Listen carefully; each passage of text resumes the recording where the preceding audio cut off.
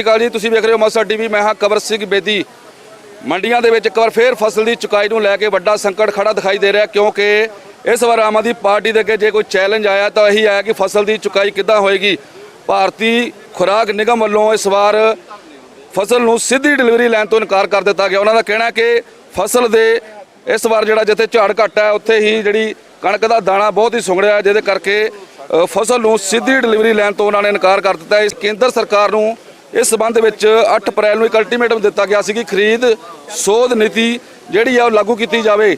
ਕੇਂਦਰ ਸਰਕਾਰ ਵੱਲੋਂ ਕੋਈ ਵੀ ਹੁੰਗਾਰਾ ਨਹੀਂ ਦਿੱਤਾ ਗਿਆ, ਜਿਸ ਤੋਂ ਬਾਅਦ ਇੱਕ ਵੱਡਾ ਸੰਕਟ ਖਰੀਦ ਨੂੰ ਲੈ ਕੇ ਹੋ ਗਿਆ। ਬਹੁਤ ਸਾਰੇ ਆਗੂ ਨੇ ਜਿਨ੍ਹਾਂ ਨਾਲ ਗੱਲਬਾਤ ਕਰਕੇ ਜਾਣਾਂਗੇ ਕਿ ਮੰਡੀ ਦੇ ਵਿੱਚ ਕਿਸ ਤਰ੍ਹਾਂ ਦੀ ਚੁਕਾਈ ਹੈ, ਕਿਸ ਤਰ੍ਹਾਂ ਦੀ ਪ੍ਰਭਾਵਿਤ ਹੋ ਰਹੀ ਹੈ, ਕਿਉਂਕਿ ਬਹੁਤ ਸਾਰੇ ਲੋਕ ਨੇ ਜਿਹੜੇ ਇੱਥੇ ਹਾਜ਼ਰ ਨੇ, ਆੜਤੀ ਨੇ, ਕਿਉਂਕਿ ਕਿਸਾਨਾਂ ਤੇ ਆੜਤੀਆਂ ਦਾ ਬੜਾ ਆਪਸੀ ਸੰਬੰਧ ਹੁੰਦਾ ਤੇ ਆਪਸੀ ਕਲੇਸ਼ ਵੀ ਰਹਿੰਦਾ। ਉਹ ਆਪਸੀ ਕਲੇਸ਼ ਕੀ ਹੈ ਤੇ ਭਾਰਤੀ ਨਿਗਮ ਨੇ ਜਿਹੜਾ ਖੁਰਾਕ ਨਿਗਮ ਹੈ ਉਹਨਾਂ ਨੇ ਫਸਲ ਦੀ ਸਿੱਧੀ ਡਿਲੀਵਰੀ ਲੈਣ ਤੋਂ ਕਿਉਂ ਇਨਕਾਰ ਕੀਤਾ। ਸਰ ਸਤਿ ਸ਼੍ਰੀ ਅਕਾਲ ਜੀ। ਸਤਿ ਸ਼੍ਰੀ ਅਕਾਲ ਜੀ। ਕੀ ਨਾਮ ਹੈ ਸਰ? ਮੇਰਾ ਨਾਮ ਰਕੇਸ਼ ਸਿੰਘਲਾ ਜੀ। ਰਕੇਸ਼ ਸਿੰਘ ਜੀ, ਕਿਸ ਤਰ੍ਹਾਂ ਦੀ ਫਸਲ ਦੀ ਚੁਕਾਈ ਨੂੰ ਲੈ ਕੇ ਜਿਸ ਤਰ੍ਹਾਂ ਦੇ ਸੰਕਟ ਖੜੇ ਹੋ ਰਹੇ ਆ, ਕਿਉਂਕਿ ਭਾਰਤੀ ਖੁਰਾਕ ਨਿਗਮ ਨੇ ਜਿਹੜਾ ਫਸਲ ਚੁੱਕਣ ਤੋਂ ਸਿੱਧੀ ਡਿਲੀਵਰੀ ਲੈਣ ਤੋਂ ਇਨਕਾਰ ਕਰ ਦਿੱਤਾ ਹੈ, ਕਿਸ ਤਰ੍ਹਾਂ ਵੇਖਦੇ ਹੋ ਇਸ ਨੂੰ? ਇਸ ਤਰ੍ਹਾਂ ਜੀ, ਤੁਸੀਂ ਦੇਖ ਹੀ ਰਹੇ ਹੋ ਢਾਂਗਾਂ ਤੇ ਢਾਂਗਾਂ ਲੱਗੀਆਂ ਪਈਆਂ ਨੇ। FCI ਦੀ ਟੀਮ ਰੋਜ਼ ਮੰਡੀ ਨੂੰ ਵਿਜ਼ਿਟ ਕਰ ਰਹੀ ਹੈ, ਰਾਤ ਵੀ ਕਰ ਰਹੀ ਸੀ। ਉਹ ਕਹਿੰਦੇ ਨੇ ਵੀ ਦਾਣਾ ਸਾਡੀ ਸਪੈਸੀਫਿਕੇਸ਼ਨਾਂ ਦੇ ਵਿੱਚ ਨਹੀਂ ਆਉਂਦਾ।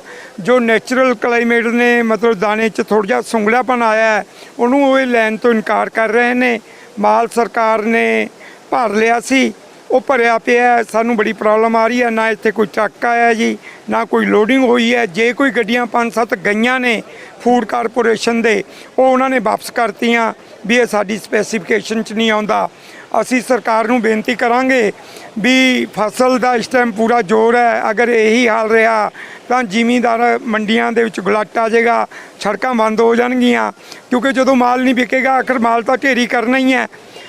ਉਸ ਤੋਂ ਬਾਅਦ ਸਾਡੀ ਸਰਕਾਰ ਨੂੰ ਬੇਨਤੀ ਹੈ ਵੀ ਇਹ ਜੇ ਕੋਈ ਰਿਲੈਕਸੇਸ਼ਨ ਦੇਣੀ ਹੈ, ਉਹਨਾਂ ਨੇ ਜੋ ਦੇਣੀ ਬਣਦੀ ਹੈ ਮੌਸਮ ਨੂੰ ਦੇਖਦੇ ਹੋਏ, ਉਹਨੂੰ ਜਲਦੀ ਮੰਡੀਆਂ 'ਚ ਭੇਜ ਕੇ ਫੂਡ ਕਾਰਪੋਰੇਸ਼ਨ ਆਫ ਇੰਡੀਆ ਨੂੰ ਡਾਇਰੈਕਸ਼ਨ ਦਿੱਤੀ ਜਾਵੇ, ਜਿਨ੍ਹਾਂ ਕੋਲ ਸਾਡਾ ਮਾਲ ਅਨਲੋਡ ਹੋਣਾ ਹੈ ਵੀ ਇਹ ਜਲਦੀ ਤੋਂ ਜਲਦੀ ਕਰਿਆ ਜਾਵੇ, ਤਾਂ ਜੋ ਮੰਡੀਆਂ ਤੋਂ ਗਲਤ ਨਾ ਲੱਗੇ ਜੀ। ਝਾੜ ਨੂੰ ਕਿਸ ਤਰ੍ਹਾਂ ਦੇਖਦੇ ਹੋ? ਕਿਉਂਕਿ ਝਾੜ ਕਿਹਾ ਜਾ ਰਿਹਾ ਕਿ ਇਸ ਵਾਰੀ ਝਾੜ ਨੂੰ ਲੈ ਕੇ ਇੱਕ ਵੱਡਾ ਸੰਕਟ ਜਿਹੜਾ ਹੈ ਪਹਿਲੀ ਵਾਰ ਸਾਹਮਣੇ ਆ ਰਿਹਾ, ਕਿਉਂਕਿ ਜਿਸ ਤਰ੍ਹਾਂ 15 ਦੇ ਕਰੀਬ ਤੱਕ ਜਾਂਦਾ ਸੀ, ਹੁਣ 8-10 ਤੱਕ ਰਹਿ ਗਿਆ ਝਾੜ। ਤੇ ਕਿਸ ਤਰ੍ਹਾਂ ਵੇਖਦੇ ਹੋ ਇਸ ਨੂੰ? ਇਹ ਟੈਂਪਰੇਚਰ ਨੇ ਹੀ ਇਸ ਝਾੜ ਨੂੰ ਬਹੁਤ ਜ਼ਿਆਦਾ ਘਟਾ ਤਿਆ। ਇਸੇ ਕਰਕੇ ਦਾਣਾ ਸਿਵਲਡ ਵੀ ਹੈ। ਇਹਦੇ ਵਿੱਚ ਨਾ ਕੋਈ ਜ਼ਿਮੀਂਦਾਰ ਦਾ ਕਸੂਰ ਹੈ, ਨਾ ਕਿਸੇ ਹੋਰ ਦਾ ਕਸੂਰ ਹੈ। ਇਹ ਤਾਂ ਜਿਹੜਾ ਮੌਸਮ ਕਣਕ ਨੂੰ ਪੱਕਣ ਲਈ ਚਾਹੀਦਾ ਸੀ ਉਹ ਜਲਦੀ ਗਰਮ ਹੋ ਗਿਆ। ਉਹਦੇ ਵਿੱਚ ਤਾਂ ਜਿਹੜੀ ਆਪਣੀ ਸੈਂਟਰ ਸਰਕਾਰ ਹੈ ਉਹੀ ਕੋਈ ਰਿਲੈਕਸੇਸ਼ਨ ਦੇ ਸਕਦੀ ਹੈ। ਤੇ ਅਸੀਂ ਇਹ ਵੀ ਬੇਨਤੀ ਕਰਾਂਗੇ ਸਰਕਾਰ ਨੂੰ ਵੀ ਜ਼ਿਮੀਂਦਾਰ ਦਾ ਘਰ ਇਸ ਵਾਰ ਇਸ ਝਾੜ ਨਾਲ ਪੂਰਾ ਨਹੀਂ ਹੋ ਰਿਹਾ, ਉਹ ਜਾਂ ਕੋਈ ਬੋਨਸ ਦੇ ਰੂਪ 'ਚ ਜਾਂ ਪ੍ਰਤੀ ਏਕੜ ਦੇ ਰੂਪ 'ਚ ਕੋਈ ਨਾ ਕੋਈ ਮੌਸਮ ਨੂੰ ਦੇਖਦੇ ਹੋਏ ਮੁਆਵਜ਼ਾ ਵੀ ਜਲਦੀ ਐਲਾਨ ਕਰਨ, ਤਾਂ ਜੋ ਆਪਣਾ ਕਿਸਾਨ ਵੀ ਬਚ ਸਕੇ। ਇਸ ਟਾਈਮ ਕਿਸਾਨ ਬਹੁਤ ਭਾਰੀ ਦਿੱਕਤ 'ਚ ਹੈ। ਬੋਨਸ ਦੀ ਮੰਗ ਕੀਤੀ ਜਾ ਰਹੀ ਹੈ ਆੜਤੀਆਂ ਵੱਲੋਂ ਕਿ ਸਰਕਾਰ ਨੂੰ ਬੋਨਸ ਦਿੱਤਾ ਜਾਣਾ ਚਾਹੀਦਾ। ਆਖਰ ਇਹ ਸੰਕਟ ਕਿਉਂ ਬਣਿਆ? ਕਿਉਂਕਿ ਇਹ ਪਹਿਲੀ ਵਾਰ ਅਜਿਹਾ ਸੰਕਟ ਜਿਹੜਾ ਸੀ ਉਹ ਪੈਦਾ ਹੋਇਆ, ਕਿਉਂਕਿ ਝਾੜ ਘੱਟ ਹੋਣ ਕਰਕੇ ਕਿਸਾਨਾਂ ਲਈ ਇੱਕ ਵੱਡੀ ਸਰਦਰਦੀ ਜਿਹੜੀ ਖੜੀ ਹੋਈ ਹੈ। ਕਿਉਂਕਿ ਜਿੱਥੇ ਖਰੀਦ ਏਜੰਸੀਆਂ ਇਹਦੀ ਚੁਕਾਈ ਨਹੀਂ ਕਰ ਰਹੀਆਂ ਫਸਲ ਦੀ, ਉੱਥੇ ਇੱਕ ਵੱਡਾ ਸੰਕਟ ਖੜਾ ਹੋਇਆ ਕਿ ਝਾੜ ਦੀ ਭਰਪਾਈ ਜਿਹੜੀ ਹੈ ਸਰਕਾਰ ਕਿਸ ਤਰ੍ਹਾਂ ਕਰੇਗੀ। ਸਰ ਕੀ ਨਾਮ ਹੈ ਜੀ ਤੁਹਾਡਾ? ਮੁਲਖਰਾਜ ਗੁਪਤਾ, ਪ੍ਰਧਾਨ ਨਵੀਂ ਅਨਾਜ ਮੰਡੀ ਪਟਿਆਲਾ। ਮੁਲਖਰਾਜ ਜੀ, ਕਿਸ ਤਰ੍ਹਾਂ ਵੇਖਦੇ ਹੋ ਅੱਜ ਦੀ ਜਿਹੜੀ ਸਮੱਸਿਆ ਖੜੀ ਹੋਈ ਹੈ ਮੰਡੀ ਦੇ ਵਿੱਚ, ਕਿਸ ਤਰ੍ਹਾਂ ਵੇਖਦੇ? ਬਹੁਤ ਵੱਡੀ ਸਮੱਸਿਆ ਹੈ। ਜਿਹੜਾ ਦਾਣਾ ਬਰੀਕੀ ਵਾਲੀ ਗੱਲ ਹੈ ਤਾਂ ਕੁਦਰਤ ਦੀ ਮਾਰ ਹੈ, ਨਾ ਸਾਡਾ ਕੋਈ ਕਸੂਰ ਹੈ ਨਾ ਜ਼ਿਮੀਂਦਾਰਾਂ ਦਾ ਕਸੂਰ ਹੈ। ਇਹ ਮੌਸਮ ਦੇ ਹਿਸਾਬ ਨਾਲ ਜਿਹੜੀ ਹੈ ਬਰੀਕੀ ਹੋ ਗਈ। ਇਹ ਪਹਿਲਾਂ ਵੀ ਹੋਈ ਹੈ ਕਈ ਵਾਰੀ, ਲੇਕਿਨ ਸਰਕਾਰ ਨਾਲ ਦੀ ਨਾਲ ਇਹਦਾ ਕੋਈ ਨਾ ਕੋਈ ਫੈਸਲਾ ਲੈ ਲੈਂਦੀ ਹੈ। ਸਰਕਾਰ ਨੂੰ ਲੈ ਲੈਣਾ ਚਾਹੀਦਾ, ਕਿਉਂਕਿ ਅਨਾਜ ਬਿਨਾਂ ਵੀ ਨਹੀਂ ਸਰਨਾ, ਕਿਸਾਨਾਂ ਨੂੰ ਬਚਾਏ ਬਿਨਾਂ ਵੀ ਨਹੀਂ ਸਰਨਾ। ਜਲਦੀ ਉਹ ਫੈਸਲਾ ਲੈਣ ਤਾਂ ਕਿ ਅਨਾਜ ਚੱਕ ਕੇ ਗੋਦਾਮਾਂ ਵਿੱਚ ਜਾ ਸਕੇ। ਸਰ, ਭਾਰਤੀ ਖੁਰਾਕ ਨਿਗਮ ਨੇ ਕਿਹਾ ਕਿ ਅਸੀਂ ਸਿੱਧੀ ਡਿਲੀਵਰੀ ਨਹੀਂ ਲੈਣੀ, ਤੇ ਉਹਨਾਂ ਨੇ ਕੇਂਦਰ ਸਰਕਾਰ ਨੂੰ ਵੀ ਅਲਟੀਮੇਟਮ ਕੀਤਾ ਸੀ ਕਿ 8 ਅਪ੍ਰੈਲ ਤੱਕ ਜਿਹੜੀ ਖਰੀਦ ਦੀ ਜਿਹੜੀ ਨੀਤੀ ਹੈ ਉਹਦੇ ਵਿੱਚ ਸੋਧ ਕੀਤੀ ਜਾਵੇ। ਉਹ ਸੋਧ ਵੀ ਨਹੀਂ ਹੋਈ ਤੇ ਹੁਣ ਬਹੁਤ ਸਾਰੀਆਂ ਕੇਂਦਰ ਦੀ ਜਿਹੜੀਆਂ ਏਜੰਸੀਆਂ ਨੇ ਉਹ ਵਿਜ਼ਿਟ ਕਰ ਰਹੀਆਂ ਨੇ ਮੰਡੀ ਦੇ ਵਿੱਚ। ਵਿਜ਼ਿਟ ਕਰਨ ਤੋਂ ਬਾਅਦ ਚੈੱਕ ਵੀ ਕਰ ਰਹੀਆਂ ਨੇ, ਪਰ ਜਿਸ ਤਰ੍ਹਾਂ ਦਾ ਦਾਣਾ ਸੁੰਗੜਿਆ ਹੋਇਆ, ਇਹ ਜਿਹੜੀ ਸਮੱਸਿਆ ਕੀ ਇਹ ਪਹਿਲੀ ਵਾਰ ਪੈਦਾ ਹੋਈ ਹੈ? ਨਹੀਂ, ਇਹ ਅੱਗੇ ਵੀ ਹੋ ਜਾਂਦੀ ਹੈ, ਅੱਗੇ ਵੀ ਹੋ ਜਾਂਦੀ ਹੈ। ਜਲਦੀ ਫੈਸਲਾ ਹੋ ਜਾਂਦਾ। 1 ਸਾਲ ਪਹਿਲਾਂ ਹੋਈ ਸੀ, ਸਿਰਫ ਮੇਰਾ ਖਿਆਲ 5 ਰੁਪਏ ਦਾ ਕੱਟ ਲਾ ਕੇ ਉਹਨਾਂ ਨੇ ਸਾਰਾ ਮਾਲ ਚੱਕ ਲਿਆ ਸੀ, ਕੋਈ ਦਿੱਕਤ ਨਹੀਂ। ਜਿਹੜਾ ਮਸਲਾ ਇਹਨਾਂ ਨੂੰ ਕਣਕ ਨੂੰ ਮੰਡੀਆਂ 'ਚੋਂ ਚੱਕਣ ਦਾ ਹੈ, ਉਹ ਮੈਨੂੰ ਨਹੀਂ ਸਮਝ ਆਉਂਦੀ। ਅਸੀਂ ਜੋ ਦੇਖਦੇ ਆ, ਆਪਾਂ ਗੱਲਾਂ ਤਾਂ ਬਾਹਰਲੇ ਦੇਸ਼ਾਂ ਦੀਆਂ ਕਰ ਰਹੇ ਹਾਂ। ਬਾਹਰਲੇ ਦੇਸ਼ ਨੇ ਜਿਹੜੇ ਉਹ ਹਰ ਕੰਮ ਨੂੰ 50 ਸਾਲ ਐਡਵਾਂਸ ਲੈ ਕੇ ਚੱਲਦੇ ਨੇ। ਸਾਡੇ ਕੀ ਹੈ, ਸਾਡੇ ਮੈਨੂੰ ਲੱਗਦਾ 10 ਸਾਲ ਹੋ ਗਏ ਆਰਡਰ ਹੋਇਆਂ ਨੂੰ ਹਾਈ ਕੋਰਟ ਸੁਪਰੀਮ ਕੋਰਟ ਦੇ ਵੀ ਓਪਨ ਮੰਡੀਆਂ ਦੇ ਵਿੱਚ ਜਿਹੜਾ ਉਹ ਓਪਨ ਗੋਦਾਮਾਂ ਦੇ ਵਿੱਚ ਕਣਕ ਨਹੀਂ ਸਟਾਕ ਹੋਣੀ।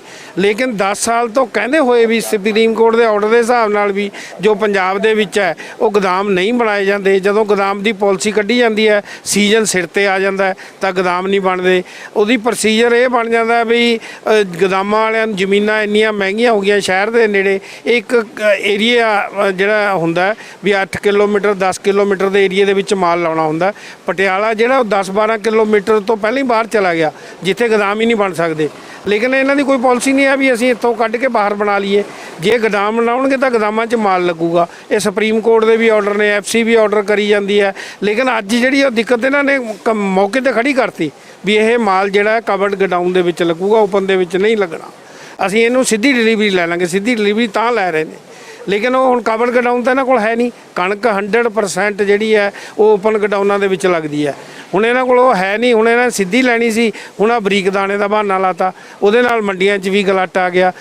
ਇੱਕ ਇਹ ਅੱਗੇ ਸਾਡੇ ਕੋਈ 10-15 ਸਾਲ ਤੋਂ ਹੀ ਜਿੱਦਾਂ ਅਨਾਜ ਵਧਿਆ, ਮੰਡੀ ਸਾਡੀਆਂ ਛੋਟੀਆਂ ਨੇ ਮੰਡੀਆਂ। ਇਹ ਮੰਡੀ ਮੇਰਾ ਖਿਆਲ 68 ਦੀ ਬਣੀ ਹੋਈ ਹੈ। 68 ਦੇ ਹਿਸਾਬ ਨਾਲ ਜਿਹੜਾ ਮਾਲ ਹੈ ਉਹ 4 ਗੁਣਾ ਹੋ ਗਿਆ। ਮੰਡੀ ਛੋਟੀ ਰਹਿ ਗਈ। ਅਸੀਂ ਨਹੀਂ ਸਮਝ ਆਉਂਦੀ ਵੀ ਕੀ ਚੱਕਰ ਹੈ। ਨਵੀਂ ਸਰਕਾਰ ਹੈ, ਮੈਨੂੰ ਲੱਗਦਾ ਅਫਸਰ ਵੀ ਚਾਹੁੰਦੇ ਨੇ ਵੀ ਆਮ ਆਦਮੀ ਪਾਰਟੀ ਚੱਲ ਨਾ ਸਕੇ। ਆਪੋਜੀਸ਼ਨ ਪਾਰਟੀਆਂ ਤਾਂ ਚਾਹੁੰਦੀਆਂ ਹੀ ਨੇ। ਇਹ ਜਾਣ ਬੁੱਝ ਕੇ ਇਹਨੂੰ ਕੰਮ ਨੂੰ ਸਿਰੇ ਨਹੀਂ ਲੱਗਣ ਦਿੰਦੇ। ਕੋਈ ਦਿੱਕਤ ਨਹੀਂ ਹੈ। ਅਸੀਂ ਆੜਤੀ, ਕਿਸਾਨ, ਗੌਰਮੈਂਟ ਦਾ ਹਰ ਤਰ੍ਹਾਂ ਸਾਥ ਦੇਣ ਨੂੰ ਤਿਆਰ ਹਾਂ, ਲੇਕਿਨ ਸਾਥ ਲੈਣ ਵੀ ਲੈਂਦੇ ਹੀ ਨਹੀਂ ਹੈਗੇ। ਇਹ ਤਾਂ ਕਹਿੰਦੇ ਉਲਝਾਉਣਾ ਹੈ ਕੰਮ ਜੀ। ਇਹ ਮੇਗਰਾ ਸੀ ਜਿਨ੍ਹਾਂ ਨੇ ਕਿਹਾ ਕਿ ਸਰਕਾਰ ਦਾ ਅਸੀਂ ਸਾਥ ਦੇਣ ਲਈ ਤਿਆਰ ਹਾਂ, ਪਰ ਸਭ ਤੋਂ ਵੱਡਾ ਮਸਲਾ ਇਹੀ ਆਉਂਦਾ ਕਿ ਜਿਸ ਕਪੈਸਿਟੀ ਦੀ ਅਨਾਜ ਮੰਡੀ ਪਟਿਆਲਾ ਹੈ, ਉਸ ਤੋਂ ਜਿਹੜੀ ਵਿਵਸਥਾ ਹੈ ਜਿਹੜੀ ਹੈ ਉਹ ਵੀ ਅਸੀਂ ਵੱਧ ਕੀਤੀ ਹੋਈ ਹੈ ਤੇ ਸਰਕਾਰ ਦਾ ਹਰ ਤਰ੍ਹਾਂ ਦਾ ਸਾਥ ਦੇਣ ਨੂੰ ਤਿਆਰ ਹਾਂ। ਪਰੰਤੂ ਬਹੁਤ ਸਾਰੇ ਜਿਹੜੀਆਂ ਵਿਰੋਧੀ ਧਿਰਾਂ ਉਹ ਸਰਕਾਰ ਨੂੰ ਘੇਰਨ ਦੇ ਲੱਗੀਆਂ ਹੋਈਆਂ ਨੇ ਤੇ ਸਾਡਾ ਵੀ ਕੋਈ ਸਾਥ ਨਹੀਂ ਦੇ ਰਿਹਾ। ਹੋਰ ਵੀ ਬਹੁਤ ਸਾਰੇ ਕਿਸਾਨ ਨੇ ਜਿਨ੍ਹਾਂ ਨਾਲ ਗੱਲਬਾਤ ਕਰਕੇ ਜਾਣਾਂਗੇ ਕਿ ਸਰਕਾਰੀ ਤੇ ਪ੍ਰਾਈਵੇਟ ਮੰਡੀਆਂ ਦਾ ਕੀ ਰੌਲਾ ਹੈ। ਜਦੋਂ ਆਮਣੇ ਸਾਹਮਣੇ ਹੁੰਦਾ ਹੈ ਵਿਵਾਦ, ਕਿਉਂਕਿ ਕਿਸਾਨ ਇਹ ਵਿਵਾਦ ਚੁੱਕ ਰਹੇ ਆ ਕਿ ਪ੍ਰਾਈਵੇਟ ਮੰਡੀਆਂ ਨੂੰ ਤਰਜੀਹ ਦਿੱਤੀ ਜਾਂਦੀ ਹੈ ਤੇ ਸਰਕਾਰੀ ਮੰਡੀਆਂ ਦਾ ਰੌਲਾ ਬਹੁਤ ਵੱਡਾ ਮਸਲਾ ਹੈ ਜਿਹੜਾ ਖੜਾ ਹੋਇਆ। ਗੱਲਬਾਤ ਕਰਦੇ ਹਾਂ। ਸਰ, ਕੀ ਨਾਮ ਹੈ ਜੀ? ਮੇਰਾ ਨਾਮ ਦੀਪਕ ਬਾਂਸਲ, ਮੈਂ ਆੜਤੀ ਐਸੋਸੀਏਸ਼ਨ ਦੇ ਵਿੱਚ ਜਨਰਲ ਸਕੱਤਰ ਦੇ ਤੌਰ ਤੇ ਸੇਵਾ ਕਰ ਰਿਹਾ। ਮੈਂ ਪਹਿਲਾਂ ਤਾਂ ਤੁਹਾਡੇ ਚੈਨਲ ਦਾ ਧੰਨਵਾਦ ਕਰਦਾ ਕਿ ਤੁਸੀਂ ਮੰਡੀ ਦੇ ਵਿੱਚ ਆਏ ਹੋ। ਮੈਂ ਅੱਜ ਤੁਹਾਨੂੰ ਦਿਖਾਉਣਾ ਚਾਹੁੰਦਾ ਤੁਹਾਡੇ ਚੈਨਲ ਰਾਹੀਂ ਕਿ ਮੰਡੀਆਂ ਦੇ ਵਿੱਚ ਮਾਲ ਗੇਰਨ ਨੂੰ ਇਸ ਟਾਈਮ ਜਗ੍ਹਾ ਨਹੀਂ ਹੈਗੀ।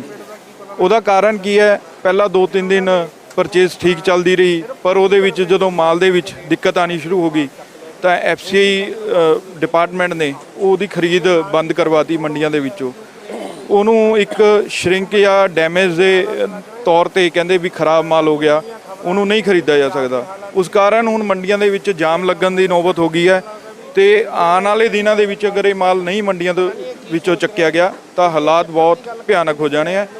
ਮੈਂ ਨਵੀਂ ਬਣੀ ਆਮ ਆਦਮੀ ਦੀ ਸਰਕਾਰ ਨੂੰ, ਸਾਡੇ CM ਸਟੇਟ ਨੂੰ ਕਹਿਣਾ ਚਾਹੁੰਦਾ ਕਿ ਇਸ ਵੱਲ ਪਹਿਲ ਦੇ ਤੌਰ ਤੇ ਉਹ ਆਉਣ ਔਰ ਇਹਦੇ ਉੱਤੇ ਕੋਈ ਫੈਸਲਾ ਲੈਣ ਸੈਂਟਰ ਸਰਕਾਰ ਨਾਲ ਗੱਲ ਕਰਕੇ, ਤਾਂ ਕਿ ਮੰਡੀਆਂ ਦੇ ਵਿੱਚ ਜਿਹੜੀ ਆ ਰਹੀ ਸਮੱਸਿਆ ਉਹ ਭਾਵੇਂ ਲਿਫਟਿੰਗ ਨੂੰ ਲੈ ਕੇ ਹੈ ਜਾਂ ਮਾਲ ਦੀ ਖਰੀਦ ਨੂੰ ਲੈ ਕੇ ਹੈ, ਉਹ ਗੱਲਬਾਤ ਕਰਕੇ ਇਹਦਾ ਹੱਲ ਕੱਢਣ ਤਾਂ ਕਿ ਬੜੇ ਸੌਖੇ ਤਰੀਕੇ ਨਾਲ ਇਹਦੀ ਖਰੀਦ ਸ਼ੁਰੂ ਹੋ ਸਕੇ ਔਰ ਕਿਸਾਨਾਂ ਨੂੰ ਔਰ ਆੜਤੀਆਂ ਨੂੰ ਜਿਹੜੀ ਪਰੇਸ਼ਾਨੀ ਆ ਰਹੀ ਹੈ ਉਹਦਾ ਹੱਲ ਨਿਕਲ ਸਕੇ। ਭਾਵੇਂ 2 ਦਿਨ ਤੋਂ ਸਾਡੇ ਉਰੇ ਟੀਮਾਂ ਆ ਰਹੀਆਂ, ਅੱਜ ਵੀ ਇੱਕ ਟੀਮ ਨੇ ਦਿੱਲੀ ਤੋਂ ਆਉਣਾ ਹੈ ਸੈਂਪਲ ਲੈਣ, ਪਰ ਉਹ ਸੈਂਪਲ ਲੈ ਜਾਂਦੇ ਆ, ਉਹਦਾ ਹੱਲ ਕੋਈ ਕੱਢ ਨਹੀਂ ਰਹੇ, ਸਾਰਾ ਜਾਮ ਲਵਾਤਾ। ਜੇ ਇਦਾਂ ਹੀ ਲੱਗਿਆ ਰਿਹਾ ਤਾਂ ਅੱਜ ਸ਼ਾਮ ਤੱਕ ਹਾਲਾਤ ਇਹ ਹੋ ਜਾਣੇ ਕਿ ਇਹ ਮਾਲ ਮੇਨ ਰੋਡ ਦੇ ਉੱਤੇ ਉੱਥੇ ਗੇਰਨਾ ਪੈਣਾ ਔਰ ਜਾਮ ਲੱਗ ਜਾਣਾ, ਜਿਹਦਾ ਸਰਕਾਰ ਫਿਰ ਆਪ ਜ਼ਿੰਮੇਵਾਰ ਹੋਊਗੀ। ਧੰਨਵਾਦ। ਇਹ ਸਨ ਆੜਤੀ ਭਾਈਚਾਰੇ ਦੇ ਵਿਅਕਤੀ ਜਿਨ੍ਹਾਂ ਨੇ ਕਿਹਾ ਕਿ ਮੰਡੀ ਦੇ ਵਿੱਚ ਜਿਹੜਾ ਰਸ਼ ਹੈ ਜਾਂ ਮੰਡੀ ਦੇ ਵਿੱਚ ਅੱਜ ਜਿਹੜੀ ਫਸਲ ਜਿਹੜੀ ਜਾਮ ਹੋਈ ਖੜੀ ਹੈ ਉਹਦਾ ਸਭ ਤੋਂ ਵੱਡਾ ਕਾਰਨ ਇਹ ਹੈ ਕਿ ਜੇ ਕਿਸਾਨਾਂ ਦੇ ਉੱਤੇ ਅਜਿਹਾ ਸੰਕਟ ਆ ਗਿਆ ਕਿ ਜੇ ਝਾੜ ਘੱਟ ਹੋ ਗਿਆ ਤਾਂ ਅਜਿਹੀ ਸਰਕਾਰਾਂ ਦੀ ਬੇਰੁਖੀ ਕਿਉਂ ਆ ਕਿ ਫਸਲ ਕਿਉਂ ਕਿਸਾਨਾਂ ਦੀ ਚੁੱਕੀ ਨਹੀਂ ਜਾ ਰਹੀ ਤੇ ਅੱਜ ਮੰਡੀ ਦੇ ਵਿੱਚ ਜਿਹੜੀ ਫਸਲ ਦੇ ਜਿਹੜੇ ਢੇਰ ਹੈ ਉਹ ਸਾਫ਼ ਤੌਰ ਤੇ ਵਿਖਾਈ ਦੇ ਰਿਹਾ। ਪਰ ਸਭ ਤੋਂ ਅਹਿਮ ਗੱਲ ਇਹੀ ਆ ਜਾਂਦੀ ਹੈ ਕਿ ਹੁਣ ਸਰਕਾਰ ਇਸ ਮਸਲੇ ਦਾ ਹੱਲ ਕਿਵੇਂ ਕਰੇਗੀ। ਔਰ ਆੜਤੀਆਂ ਦਾ ਇਹ ਗੱਲ ਕਹਿਣਾ ਕਿ ਇਹ ਝਾੜ ਕੋਈ ਪਹਿਲੀ ਵਾਰ ਸੰਕਟ ਨਹੀਂ ਹੈ, ਇਹ ਸੰਕਟ ਪਹਿਲਾਂ ਵੀ ਆਇਆ, ਪਰੰਤੂ ਸਰਕਾਰ ਨੂੰ ਇਸ ਮਸਲੇ ਵੱਲ ਧਿਆਨ ਦੇਣਾ ਚਾਹੀਦਾ। ਜੇ ਸਰਕਾਰ ਨੇ ਹੁਣ ਧਿਆਨ ਨਾ ਦਿੱਤਾ ਤਾਂ ਇੱਕ ਵੱਡਾ ਮਸਲਾ, ਕਿਉਂਕਿ ਅਗਲੀ ਜਿਹੜੀ ਫਸਲ ਹੈ ਜੀਰੀ ਦੀ ਉਹ ਬਿਜਾਈ ਹੋਣੀ ਹੈ, ਉਸ ਨੂੰ ਲੈ ਕੇ ਇੱਕ ਵੱਡਾ ਸੰਕਟ ਸਰਕਾਰ ਦੇ ਅੱਗੇ ਖੜਾ ਹੋਏਗਾ। ਭਾਵੇਂ ਵਿਰੋਧੀ ਤਰ੍ਹਾਂ ਇਸ ਦੇ ਉੱਤੇ ਸਮੇਂ-ਸਮੇਂ ਤੇ ਨਿਸ਼ਾਨੇ ਲਾ ਰਹੀਆਂ, ਪਰੰਤੂ ਹੁਣ ਸਵਾਲ ਇਹੀ ਬਣਦਾ ਕਿ ਆਖਰ ਇਹ ਮਸਲਾ ਸਰਕਾਰ ਕਦੋਂ ਹੱਲ ਕਰਦੀ ਹੈ, ਕਿਉਂਕਿ ਕੇਂਦਰ ਦੀਆਂ ਜਿਹੜੀਆਂ ਏਜੰਸੀਆਂ ਨੇ ਉਹ ਵਿਜ਼ਿਟ ਕਰ ਰਹੀਆਂ ਨੇ ਮੰਡੀ ਦੇ ਵਿੱਚ ਤੇ ਵਿਜ਼ਿਟ ਕਰਨ ਤੋਂ ਬਾਅਦ ਚਲੇ ਜਾਂਦੀਆਂ ਨੇ, ਪਰੰਤੂ ਉਹਦਾ ਹੱਲ ਜਿਹੜਾ ਉਹ ਕੋਈ ਨਹੀਂ ਕਰਦੀਆਂ। ਕੈਮਰਾਮੈਨ ਅਮਰਿਕਿੰਦਰ ਸਿੰਘ ਦੇ ਨਾਲ ਕਵਰ ਸਿੰਘ ਬੇਦੀ, ਮਸਾ ਟੀਵੀ, ਪਟਿਆਲਾ।